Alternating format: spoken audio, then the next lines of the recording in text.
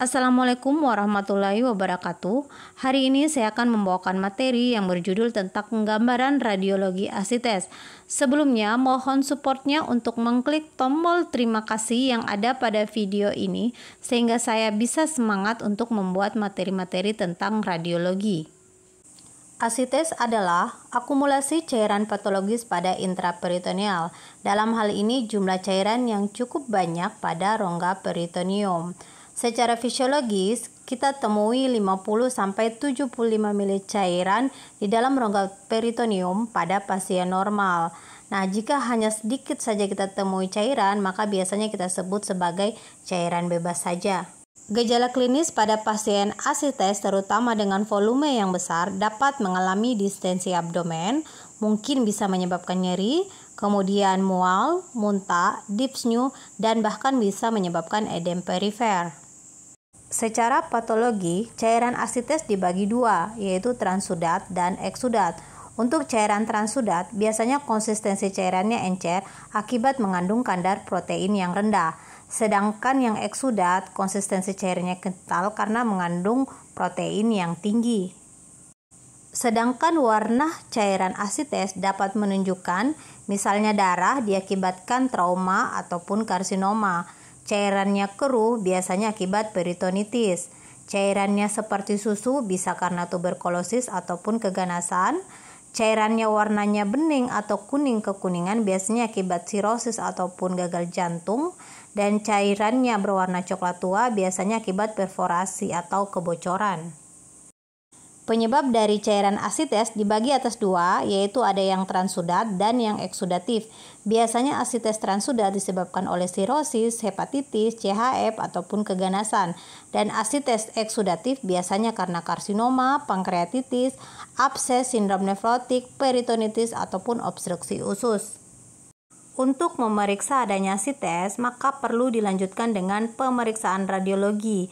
Ada 3 fitur radiologi yang bisa kita lakukan, yaitu mulai dari foto polos abdomen, USG abdomen, ataupun CT scan abdomen. Pada foto polos abdomen, untuk mendeteksi cairan intraperitoneal, minimal keberadaan cairan itu sekitar 500 ml. Kemudian tanda lain kita bisa lihat adanya peningkatan kepadatan abdomen secara difus, SOS lain kita sulit dinilai, loop-loop ususnya display semua ke tengah atau dia menjauh dari preperitoneal fat line. Kemudian kita bisa lihat bulging atau abdomennya itu distended. Pemeriksaan berikutnya adalah USG abdomen. USG abdomen ini adalah pemeriksaan yang paling banyak digunakan untuk menilai adanya asites. Selain mudah didapatkan, juga dengan USG abdomen kita dapat mendeteksi volume cairan yang lebih kecil. Biasanya gambaran untuk semua cairan di dalam tubuh biasanya ekonya anechoic. Untuk jenis asites simplex dia hanya anechoic. Untuk jenis asites eksudatif biasanya sudah ada floating debris atau sudah ada debris yang melayang. Sedangkan loculated asites atau karena inflamasi biasanya itu sudah mulai ada septanya. Berikutnya adalah dengan CT scan. CT scan sangat sensitif terhadap sejumlah kecil cairan. Selain itu pula kita dapat mencari tahu apa penyebab terjadinya asites. Pada gambaran radiologi asites, semua densitas asites akan menunjukkan densitas yang hipodens. Selain itu pula kita bisa menentukan apakah asites ini karena transudatif atau eksudatif itu dengan menilai densitasnya. Untuk densitas asites transudatif biasanya densitasnya itu minus 10 hingga plus 10 HU. Untuk eksudatif biasanya di atas 15 HU. Dan untuk hemoperitoneum biasanya kurang lebih 45 HU. Contoh kasus, seorang pria berusia 35 tahun dengan klinis dicurigai adanya obstruksi usus.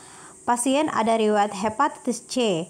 Pada foto polos abdomen menunjukkan tidak ada bukti obstruksi, tidak ada tanda-tanda dilatasi loop-loop usus, tetapi kita bisa lihat bahwa loop-loop ususnya berada di tengah atau menjauh dari preperitoneal fat line-nya. Pada foto juga ini tidak ada tanda-tanda pneumoperitoneum. Pada foto polos ini menunjukkan suatu gambaran asites. Pada pemeriksaan USG abdomen, semua cairan menunjukkan eko yang anekoik. Di sini saya akan menjelaskan tempat di mana cairan biasa kita temukan pada pemeriksaan USG abdomen. Pada kuadran kanan atas kita bisa cari di sekitar hepar atau di hepatorenal pouch. Kemudian pada kuadran kiri atas kita bisa cari di sekitar limpa atau di splenorenal pouch. Kemudian di area sekitar lup-lup usus dan area sekitar kandung kemih. Kemudian pada perempuan cairan asites bisa kita temukan di sekitar rahim, sedangkan pada asites complicated, dalam hal ini asites exudatif dan loculated asites, biasanya yang kita nilai adalah floating debris ataupun septasi. Kasus berikutnya, seorang pria berusia 60 tahun dengan riwayat hepatitis kronis dan transfusi darah beberapa tahun yang lalu. Dilakukan pemeriksaan CT scan abdomen. Pada CT scan-nya menunjukkan adanya hepar yang atrofi dengan kontur yang irregular, kemudian asites dalam jumlah yang besar pada cavum peritoneum, kemudian kita bisa limfanya yang membesar atau splenomegali, kita temukan juga adanya batu empedu. Pada kasus ini, penyebab asitesnya adalah dari sirosis hepatis. Demikianlah materi yang saya bawakan hari ini. Semoga bermanfaat bagi teman-teman. Jangan lupa untuk di-subscribe ya. Terima kasih.